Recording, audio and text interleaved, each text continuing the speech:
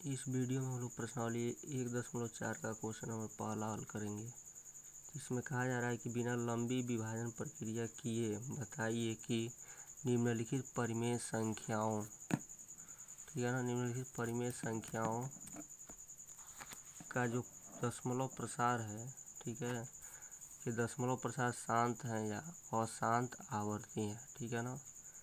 तो इसके कहने का मतलब क्या है, तो इसमें आप देख रहे हैं अंश है और हर है, यानी कि हर से अगर अंश में भाग दिया जाए तो आप देखेंगे कि एक दशमलव में क्या होगा, संख्या प्राप्त होगा, ठीक है ना। तो वह जो दशमलव वाली संख्या प्राप्त होगा वह शांत होगा कि अशांत होगा, तो किस प्रकार का होगा, आवर्ती होगा, ठीक है ना। तो दो ही कंडीशन है इसमें, या तो शांत होगा नहीं तो अशांत होगा तो आवर्ती होगा, ठीक है ना। तो आप जानते हैं कि अशांत में एक अनावर्ती भी होता है, ठीक है। तो अशांत आवर्ती कहिए या आवर्ती अशांत कहिए, बात एक ही है, ठीक है ना। इसके अलावा शांत में एक दूसरा होता है अनावर्ती अशांत, उसको हमको ऐसे भी कह सकते हैं अशांत अनावर्ती, ठीक है ना। तो वह शब्द इसमें नहीं दिखाई दे रहा है, क्यों नहीं दिखाई दे रहा है, सबसे पहले हम उसको समझेंगे, ठीक है ना। तो देखिए, जैसा कि आपको पहले से ही बताया जा चुका है, दशमलव संख्याओं का वर्गीकरण आपको बताया गया उस समय, ठीक है ना। तो उसमें आपको बताया गया था कि शांत दशमलव, ठीक है ना। तो शांत दशमलव को हम परिमेय संख्या के रूप में लिख सकते हैं। शांत दशमलव क्या होता है यह सब आपको पहले बताया जा चुका है। जैसे मान लीजिए 1.2 है, तो इसको हम परिमेय संख्या के रूप में लिख सकते हैं, यानी कि इसको P/Q के रूप में लिख सकते हैं, ठीक है ना। इसके बाद बताया गया था आवर्ती अशांत या अशांत आवर्ती भी कह सकते हैं, आवर्ती अशांत। इस कंडीशन को देखिए, तो आवर्ती अशांत का एग्जाम्पल लिया जाए तो क्या होता है, 0.666 ऐसे डाट डाट डाट। इसमें आप देख रहे हैं कि कौन संख्या बार बार आ रहा है, तो 6 ही बार बार आ रहा है, ठीक है। तो इसको हम ऐसे भी लिख सकते हैं 0.6 का बार, ठीक है ना। इसको भी आप P/Q के रूप में लिख सकते हैं। यह सब आपको पहले बताया जा चुका है। यानी कि शांत दशमलव को हम परिमेय संख्या के रूप में लिख सकते हैं। आवर्ती अशांत कहिए या अशांत आवर्ती कहिए, इसको भी परिमेय संख्या यानी कि P/Q के रूप में लिख सकते हैं। लेकिन अनावर्ती जो अशांत है, अनावर्ती अशांत, इसका एग्जाम्पल क्या होता है, जैसे 0.10, 100, 100, ठीक है ना, ऐसे डाट डाट डाट अनंत। इसमें आप देख रहे हैं कि कौन संख्या बार बार आ रहा है, आप बता ही नहीं पाएंगे, ठीक है ना। तो इस कंडीशन में इसको हम क्या कहेंगे, यानी कि इसको P/Q के रूप में नहीं लिख पाएंगे, ठीक है ना। यानी कि शांत दशमलव रहेगा तो उसको हम P/Q के रूप में लिख लेंगे, यानी परिमेय संख्या बना सकते हैं। आवर्ती अशांत है उसको भी परिमेय संख्या बना सकते हैं, लेकिन अनावर्ती अशांत है तो उसको परिमेय संख्या नहीं बना सकते हैं। इसीलिए अगर परिमेय संख्या है, यानी कि परिमेय संख्या यानी हर से अंश में भाग देंगे तो या तो आवर्ती अशांत आंसर आएगा, नहीं तो शांत दशमलव आएगा, ठीक है ना। ठीक है, तो यानी दशमलव में आएगा तो या तो शांत होगा नहीं तो अशांत होगा, तो अभी किस प्रकार का होगा, आवर्ती होगा, ठीक है ना। तो आवर्ती अशांत कहिए या अशांत आवर्ती कहिए, बात एक ही है, ठीक है ना। इसीलिए सिर्फ दो ही कंडीशन दिया है, शांत दशमलव वाला और आवर्ती अशांत दशमलव, ठीक है ना। क्योंकि परिमेय संख्या के रूप में ही दोनों को लिखा जा सकता है। यानी परिमेय संख्या के रूप में कोई संख्या है, ठीक है ना, तो उसका जो आंसर आएगा दशमलव में वह शांत होगा नहीं तो अशांत होगा, तो अभी किस प्रकार का होगा, आवर्ती होगा, ठीक है ना। अब आप यहाँ समझ चुके होंगे कि यही दोनों कंडीशन क्यों दिया है प्रश्न में या क्यों नहीं दिया है, ठीक है ना। अब आइए आगे देखते हैं। तो यह तो हो गया कि यही दोनों कंडीशन क्यों दिया है, इसको समझा दिया गया है, ठीक है ना।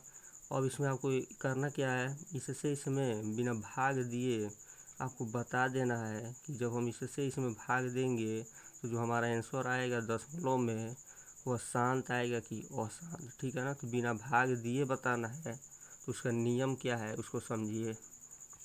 तो ध्यान दीजिए, यह बटे के रूप में है, ठीक है ना, यानी कि यह परिमेय संख्या है, ठीक है। तो परिमेय संख्या को हम कैसे लिखते हैं, तो हम परिमेय संख्या को P/Q के रूप में लिखते हैं, ठीक है ना। तो ऊपर वाला अंश है, नीचे वाला हर है, ठीक है।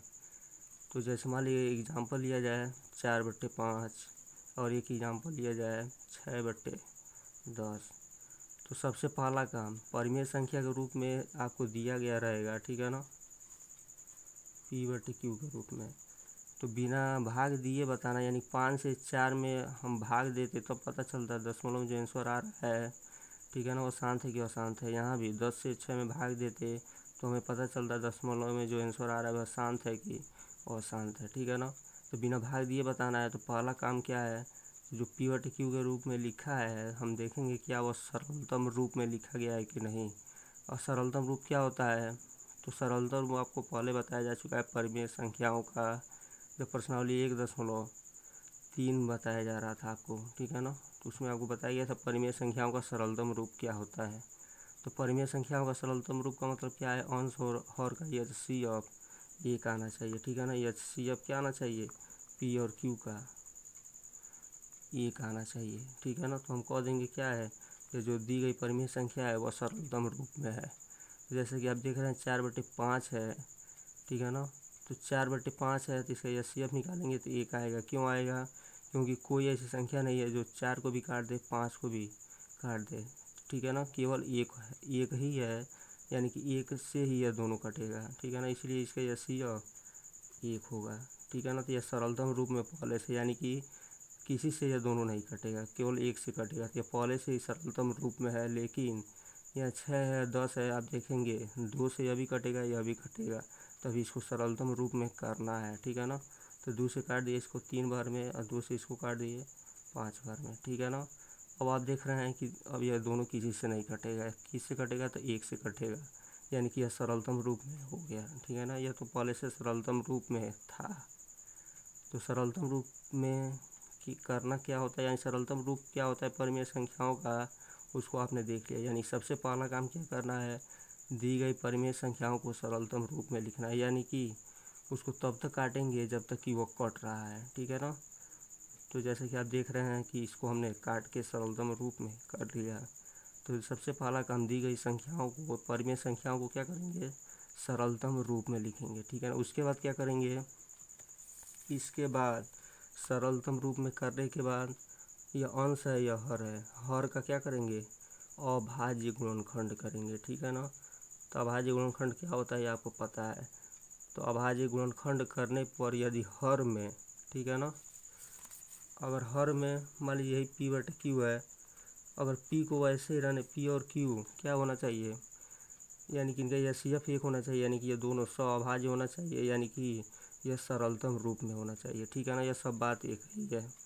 तो क्या इसमें है, P वैसे ही रहे और Q का हम अभाज्य गुणनखंड करें तो उसमें क्या होना चाहिए, 2 केवल आना चाहिए। और यहाँ पे हम यम लिख दे रहे हैं, इसका मतलब जहाँ यम क्या है 1 2 3 ऐसे डाट डाट अनंत, यानी कि 2 यम के जब 1 रखेंगे तो 2 एक बार आया है, 2 रखेंगे तो 2 बार आया है, ठीक है ना। तो हर का जब अभाज्य गुणनखंड करेंगे तो उसमें केवल 2 आना चाहिए, ठीक है। अब 1 बार आया चाहे 2 बार आया चाहे 3 बार आया है उससे मतलब नहीं है, ठीक है ना। तो केवल जब 2 आता है हर के अभाज्य गुणनखंड में तब क्या होता है, इससे जब हम इसमें भाग देंगे तो हमेशा क्या आएगा, एक जो दशमलव में संख्या प्राप्त होगा वह कैसा होगा, शांत दशमलव होगा, ठीक है ना। तो ये शांत दशमलव का कंडीशन है। पहला नंबर क्या होना चाहिए, हर में केवल 2 आना चाहिए। अब 2 कितना बार आएगा वह दी गई संख्या पे डिपेंड करेगा, ठीक है ना। तो केवल हर का अभाज्य गुणनखंड करेंगे, अंश वैसे ही रहेगा। उसी प्रकार इसमें का दूसरा कंडीशन क्या है, P/Q दिया रहेगा, यह तो सरलतम रूप में हम कर लेंगे, फिर P को वैसे रहने देंगे, फिर Q का अभाज्य गुणनखंड करेंगे तो इसमें केवल 5 आना चाहिए, ठीक है ना। अब 5 का पर हम यन लिख दे रहे हैं, ठीक है ना, और यन का मान वही होगा 1 2 3 ऐसे डाट डाट, ठीक है ना। तो 5 जो है 1 बार आया हो, यन की जगह 1 2 3 कुछ भी रखिए, हो सकता है 1 बार आया हो, 2 बार आया हो, 3 बार आया हो, ठीक है ना, ऐसे। तो हर का अभाज्य गुणनखंड करेंगे तो या तो सिर्फ ये क्या होगा, हर का अभाज्य गुणनखंड करेंगे तो उसमें या तो 2 आया हो या तो 5 आया हो, ठीक है ना। अब कितना बार आया है वह दी गई संख्या पर डिपेंड करेगा, ठीक है ना। तो यह दूसरा कंडीशन हो गया। तो ऐसे रहे चाहे ऐसे रहे। और तीसरा कंडीशन, तीसरा कंडीशन क्या है, पी बटे क्यू रहेगा सरलतम रूप में, इसको कर लेंगे, ऊपर वाले को ऐसे रहने देंगे, ठीक है ना। और क्यू का जब अभाज्य गुणनखंड करेंगे तो उसमें 2 भी आए और 5 भी आए, ठीक है ना। यहाँ पावर यम है तो यम लिख दीजिए, यन है तो यन, ठीक है। और यहाँ पे यम कामा यन, यहाँ पे 1 2 3 4 ऐसे डाट डाट, 2 एक बार आया हो, 5 10 बार आया हो, ठीक है ना। या 5 एक बार आया हो, 2 10 बार आया हो, ठीक है ना। कुछ भी हो सकता है, यम और यन का मान इसमें से कुछ भी हो सकता है, ठीक है ना। तो यहाँ पे आप क्या देख रहे हैं, हर का भाज्य गुणनखंड करेंगे तो क्या आएगा, 2 आएगा, केवल 2 आएगा। अब कितनी बार आएगा वो क्यू पे डिपेंड करेगा, यानी कि हर पे डिपेंड करेगा। दूसरा कंडीशन, केवल 5 आएगा, क्यू का भाज्य गुणनखंड करेंगे तो केवल 5 आएगा। अब कितनी बार आएगा इस क्यू पे डिपेंड करेगा। यहाँ पे क्यू का भाज्य गुणनखंड करेंगे तो 2 भी आएगा, 5 भी आएगा। अब कितना कितना बार आ रहा है वो इस पे डिपेंड करेगा, ठीक है ना। तो अगर यह 3 कंडीशन आपको मिलता है कि हर का भाज्य गुणनखंड करेंगे तो सिर्फ 2 के रूप में आए, या सिर्फ 5 के रूप में आए, या दोनों मिक्स करके आए, ठीक है ना। तो ऐसे कंडीशन में जब क्यू से यानी कि जब हर से अंश में भाग देंगे, ठीक है ना, तो हमेशा कैसा मिलेगा आपको, दशमलव प्रसार हमेशा शांत मिलेगा, ठीक है ना। अगर इसके अलावा कुछ भी आता है, ठीक है, जैसे यहाँ पे 2 सिर्फ है, अगर यहाँ पे 3 रहेगा, 7 रहेगा, ठीक है ना, कुछ भी आ सकता है, तो उसका दशमलव प्रसार क्या होगा, शांत नहीं होगा। तो शांत नहीं होगा तो कैसा होगा, अशांत होगा, और अशांत होगा तो किस प्रकार का होगा, आवर्ती होगा, ठीक है ना। तो सिर्फ 3 कंडीशन आपको याद रखना है। हर में यानी हर का भाज्य गुणनखंड में सिर्फ 2 आए, यानी कि 2 का पावर कुछ भी हो सकता है, 5 आए, ठीक है ना, यानी 5 का पावर कुछ भी हो सकता है, 2 और 5 दोनों साथ साथ आए, उनका भी पावर कुछ भी हो सकता है। तो ऐसे कंडीशन में, ठीक है, क्या होगा, जो दशमलव प्रसार होगा वो क्या होगा, शांत होगा, ठीक है ना। तो इसमें का क्वेश्चन देखिए, तो क्वेश्चन नंबर पहले में 10 सवाल है, तो इस वीडियो में 5 सवाल हम लोग लगाएंगे, बाकी अगले वीडियो में 5 सवाल लगाएंगे, ठीक है ना। तो इसमें का पहला सवाल देखिए, तो सबसे पहला इसमें दिया है 13 बटे 3125। तो सबसे पहले आप पता करेंगे क्या यह सरलतम रूप में है। तो ध्यान दीजिए, 13 जो है किससे कटता है, 13 केवल अपने आप से कटता है, ठीक है ना। तो क्या यह 13 से कटेगा, यह हम पहले पता कर लेंगे, ठीक है ना। तो कट जाएगा तो उसको सरलतम रूप में करेंगे, नहीं कटेगा तो यानी कि यह सरलतम रूप में है, यानी कि इन दोनों का एचसीएफ क्या होना चाहिए, 1 आना चाहिए। तो हम देख लें कि क्या इसका एचसीएफ 1 है। तो देखिए पहले रफ हम करेंगे, ठीक है ना। तो क्या है, 13 है और 31 25 है, इसका क्या करेंगे, एचसीएफ ज्ञात करेंगे। तो क्या करते हैं, छोटी वाली संख्या से बड़ी वाली संख्या में भाग देते हैं, ठीक है ना। तो क्या हो गया, 13 से काटेंगे, 13 दूनी 26 हो गया, 5 यहाँ आ गया, यहाँ पे 2 आ गया। 13 का पहाड़ा पढ़ेंगे, 13 का पहाड़ा पढ़िए, 13 चौक को 52 हो गया, ठीक है ना। या तो कट गया ऐसे, अब बचा क्या, 5, ठीक है ना। तो अब क्या देख रहे हैं, 5 बच गया, तो अब 5 शेषफल आ गया है, ठीक है। अब क्या करेंगे, 5 से 13 में भाग देंगे, क्या हो गया, 5 दूनी 10 हो गया, फिर 3 बच गया, फिर 5 से इसमें भाग देंगे, 3 एकम 3 हो गया, इसमें से इसको घटाए 2, फिर यहाँ पे 3 हो गया, फिर 1 हो गया ऐसे, ठीक है ना।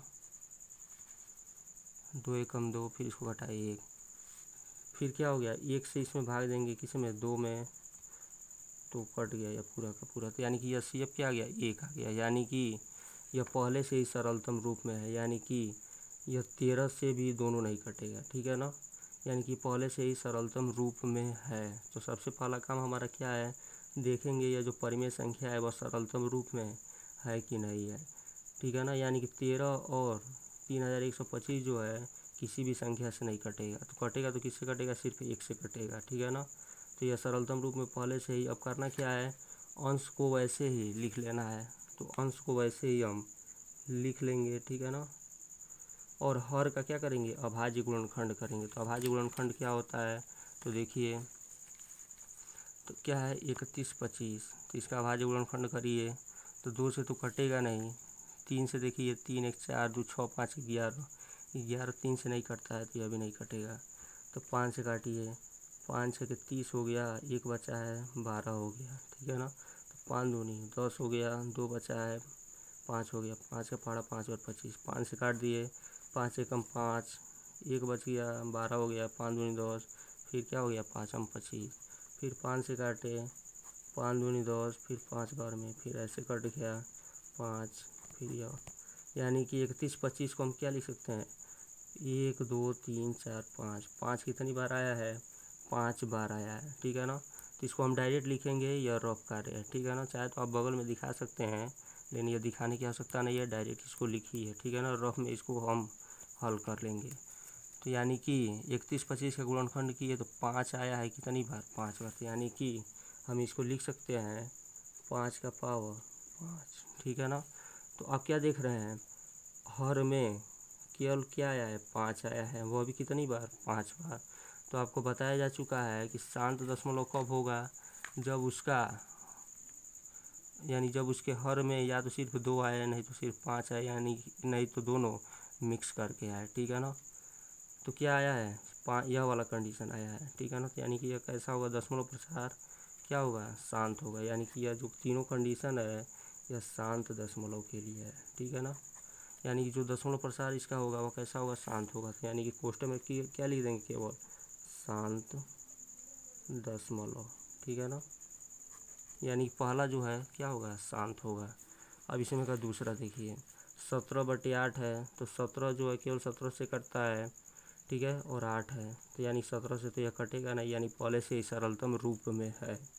तो 17 अंश को तो ऐसे लिख देंगे और हर का अभाज्य गुणनखंड करेंगे, ठीक है ना। तो 8 का अभाज्य गुणनखंड करिए तो 8 हमारा यही है, 2 से काट दिए, 2 चौको 8, फिर 2 से 2 बार में, फिर 2 से 1 बार में, यानी कि 8 को हम क्या लिख सकते हैं 2 का पावर 3, तो 2 का पावर 3।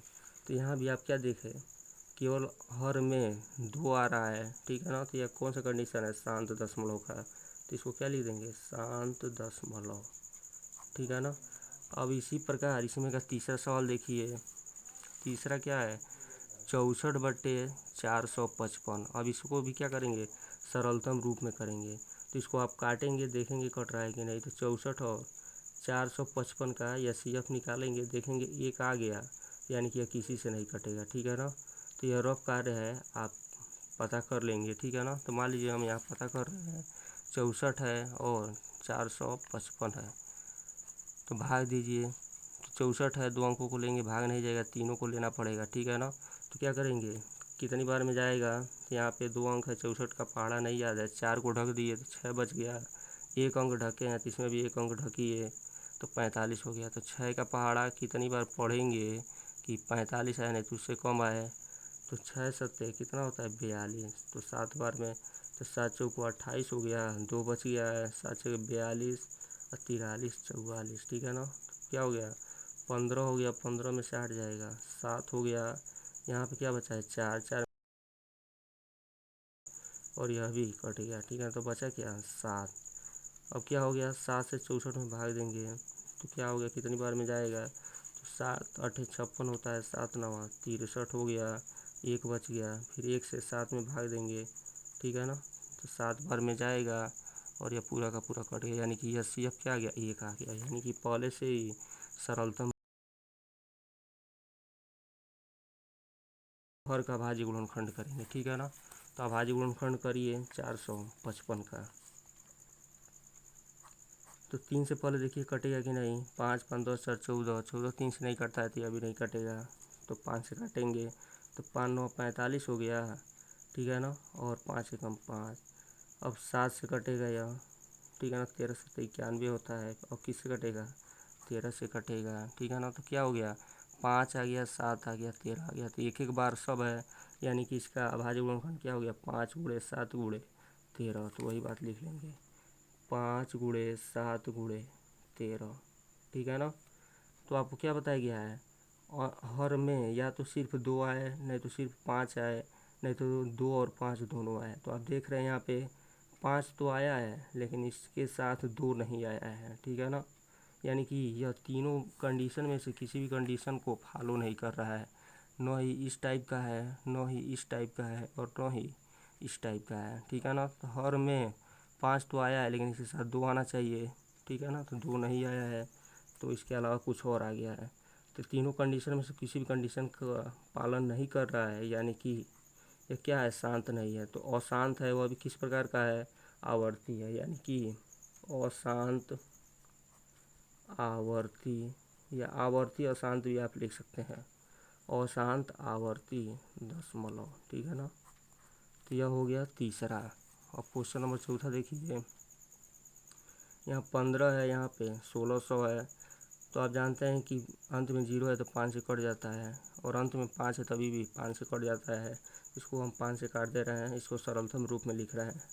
तो 15 को काट दिए, 5 तिहाई 15 हो गया, और इसको काटे तो 5 तिहाई 15, एक बच गया है, 10 हो गया, 5 दूनी 10 और 1 0 है, ठीक है ना। अब ऊपर 3 है, नीचे 320 है, 3 दो 5, 5 में 0 जोड़ेंगे, 5 ही होगा, 5 3 से नहीं कटेगा, यानी कि अभी 3 से नहीं कटेगा, यानी कि यह किस रूप में हो गया, तो सरलतम रूप में हो गया है, ठीक है ना। तो यानी कि यह ऊपर वाला तो ऐसे लिख देंगे, और नीचे वाले का अभाज्य गुणनखंड करेंगे। 320 का हम क्या करेंगे, अभाज्य गुणनखंड करेंगे, ठीक है ना। तो देखिए, तो 320 है, तो 320, तो 2 से इसको काटेंगे तो 16 दूनी 32 हो गया, 1 0, फिर 2 से काटे 80 हो गया, फिर 2 से काटे 40 हो गया, फिर 2 से काटे 20 हो गया, 2 से काटे 10 हो गया, 2 से काटे 5 हो गया, फिर 5 से काटे 1 हो गया, ठीक है ना। तो क्या क्या आ रहा है, 2 और 5 आ रहा है, तो 2 कितनी बार है, 1 2 3 4 5 6, ठीक है ना। तो 2 6 बार है, ठीक है, और 5 एक ही बार है, यानी कि 2 का पावर 6 हो गया, और 5 यानी 2 का पावर 6 और इंटू 5। तो आप देख रहे हैं कि हर में 2 आया है और 5 आया है। तो क्या ऐसा कंडीशन आपको बताया गया है, तो यही 3 कंडीशन है, इसमें यह एक कंडीशन आ रहा है, हर में 2 भी है 5 भी है, ठीक है ना। यानी कि इसका दशमलव प्रसार कैसा होगा, शांत होगा, यानी कि यह किस प्रकार का है, तो शांत दशमलव है, ठीक है ना। यानी कि 1600 से भाग दिया जाए 15 में, तो जो हमारा आंसर आएगा दशमलव में, वो किस टाइप का आएगा, शांत दशमलव के रूप का आएगा। अब पाँचवा है, तो पाँचवा देखिए 29 है और 343 है। तो 29 आप जानते हैं अपने आप से कटता है, और 343 है, ठीक है ना। तो हम देख लेंगे क्या इनका यस या एक आ रहा है कि नहीं, ठीक है ना। तो सबसे पहले आप यह पता कर लेंगे, हो सकता है यह 29 से कट जाए, तो सबसे पहले हम क्या करेंगे, पता करेंगे क्या यह सरलतम रूप में है कि नहीं है, ठीक है ना। तो देखिए पहले हम इसको सरलतम रूप में पता कर रहे हैं, यानी कि इनका देख रहे हैं यस या एक है कि नहीं है। तो क्या है, 29 से भाग देंगे किस में, 343 में, यानी कि एस एफ निकाल रहे हैं, तो छोटी वाली संख्या से बड़ी वाली संख्या में भाग देंगे। तो 29 से कम, यहाँ 29 हो गया, तो बचा क्या, 5 हो गया, ठीक है ना। 34 में से 29 जाएगा, 5 हो गया, यहाँ पे 3 हो गया, ठीक है ना। अब क्या होगा, 29 दूनी 58 होता है, तो 2 बार में एक्स्ट्रा हो गया, तो एक ही बार में जाएगा, ठीक है ना। तो 29 से कम 29 हो गया। अब 13 में से 9 जाएगा, 4 हो गया, और यहाँ बच गया 4, 4 में से 2 जाएगा, 2 हो गया। अब 24 बचा है, तो 24 से भाग देंगे 29 में, तो क्या हो गया, 24 से कम 24, ठीक है ना। क्या बच गया, 5 बच गया, फिर 5 से 24 में भाग देंगे, क्या हो गया, 5 चौको 20 हो गया, ठीक है ना। अब घटाएंगे तो इसमें से क्या आएगा, 4 आएगा। अब 4 से भाग देंगे किस में, 5 में, तो 4 एकम 4 हो गया, इसको घटाए तो 1 हो गया। अब 1 से 4 में भाग दिए, तो 4 बार पहाड़ा पड़ेंगे, तो यह कट गया, ठीक है ना। तो यह सी अब क्या आ गया, 1 आ गया, तो यानी कि यह पहले से ही सरलतम रूप में है, ठीक है ना। तो क्या करेंगे, अंश को तो वैसे लिख देंगे, और हर का अभाज्य गुणनखंड करेंगे, ठीक है ना। तो यहीं पे हम लिख दे रहे हैं 343 का अभाज्य गुणन करेंगे, अभाज्य गुणनखंड करेंगे। तो 3 से इसको काटिए, देखिए कट रहा है, 2 से तो कटेगा नहीं, तो 4 3 7 3 10, 3 से नहीं कटेगा, ठीक है। अब किससे काटेंगे, 5 से तो कटेगा नहीं, 7 से देखिए कट रहा है कि नहीं, तो 7 से काटिए, तो 7 चौको 28 होता है, ठीक है ना। तो क्या बच गया, 5 बच गया, सॉरी 7 चौको 28 हो गया, और 6 बच गया है, 3 हो गया, 7 9 63, यानी 7 से कट जाएगा, ठीक है ना। क्या हो गया, 7 चौको 28 हो गया है, ठीक है। तो 2 उधर बच गया, 4 या 6 हो गया और यह 63, तो 7 9 63। फिर 7 से कट गया, 7 7 49।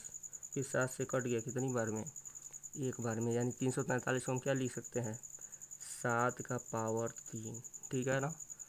तो ऐसा कंडीशन आपको शांत दशमलव के रूप में लाने के लिए नहीं बताया गया था। हर में सिर्फ 2 का पावर आए या 5 का पावर आए या दोनों मिक्स करके आए तभी शांत होगा। इसके अलावा कुछ भी आएगा तो क्या होगा, शांत नहीं होगा। ठीक है ना। तो क्या होगा, यह किस टाइप का हो गया, तो अशांत हो गया। और किस प्रकार का है, तो आवर्ती। ठीक है ना। यानी कि आवर्ती और शांत दशमलव, तो अशांत आवर्ती दशमलव। ठीक है ना। तो इसमें का क्वेश्चन नंबर 5, यानी पहले में 10 सवाल है तो 5 सवाल तो बता दिया गया। ठीक है ना। अब 5 सवाल हम लोग अगले वीडियो में देखेंगे। ठीक है। सेम टू सेम वही प्रोसेस रहेगा। तो अब 5 सवाल जो बचा है उसको अगले वीडियो में हम लोग पढ़ेंगे।